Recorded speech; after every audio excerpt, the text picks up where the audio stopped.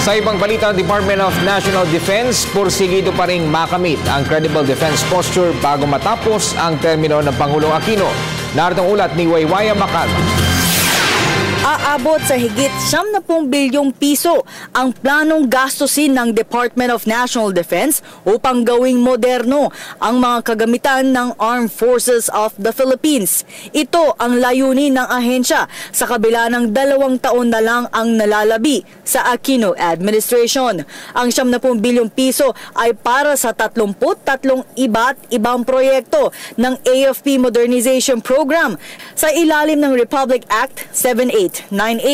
Kabilang narito ang lahat na sinumiteng kailangang proyekto mula sa Army, Air Force at Navy. Sa kabuuan, umaabot na sa 71 modernization projects ang nakumpleto na ng ahensya sa loob lamang ng 4 na taon. Para sa taong ito, nakatuon ang modernization program para sa gamit sa humanitarian assistance at disaster response. Ito matapos sa lantain ng Bagyong Yolanda ang Eastern Visayas. Ikalawa ay ang pagpapalakas ng kapabilidad ng militar para maprotektahan ang West Philippine Sea. Number one, the equipment that will be procured must be used or should be used for humanitarian assistance and disaster response. That's the number one criteria. It will also use for internal security operation, and it will also serve to protect our interests in the West Philippine Sea. In other words, in the determination of the equipment that should be procured, ang considerations ay HADR. It should be used, or it can be used for HADR. It should be in support to the ongoing internal security operations of our armed forces, and it should be able to serve the interest of our country in the West Philippine Sea. So yun yung tatlong consideration.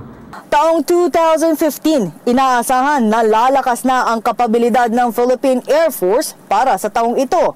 Lalo't darating sa first quarter ng taon ang 12 bagong jet fighters na balak gamitin sa West Philippine Sea. It will be an exciting year, promising year for the Air Force and the Armed Forces as well.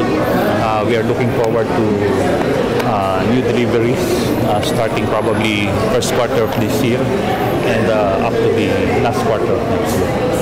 And hoping that we can employ them as soon as possible with these new positions. Katunayan, kasalukuyan ng nagde-training ang mga piloto at maintenance crew ng Philippine Air Force para sa FA-50 fighter jets sa South Korea. Bukod pa dyan ay magkakaroon pa ng mga bagong power helicopters para sa Air Force at Navy. Maging ang pagsasagawa sa construction para sa mga base facilities kung saan isasagawa ang mga training ng mga piloto ng Air Force. Kasama sa mga nais bilhin pa ng ahensya ay ang Force Protection at Night Fighting System para sa Philippine Army, helicopters at amphibious vehicles para naman sa Philippine Navy. Siniguro ni Undersecretary Fernando Manalo na ang pagbili ng mga naturang gamit ay sumailalim sa tamang proseso at tama ang mga espesipikong role ng bawat gamit. Magiging multi-role kasi ang lahat ng equipments na bibilhin nang sa gayon ay magagamit ito sa panahon ng kalamidad at maaari ring gamitin para sa pagpapatrolya sa West Philippine Sea. Ginagawa ito ng ahensya dahil limitado lamang ang budget ang inilalaan ng gobyerno para rito.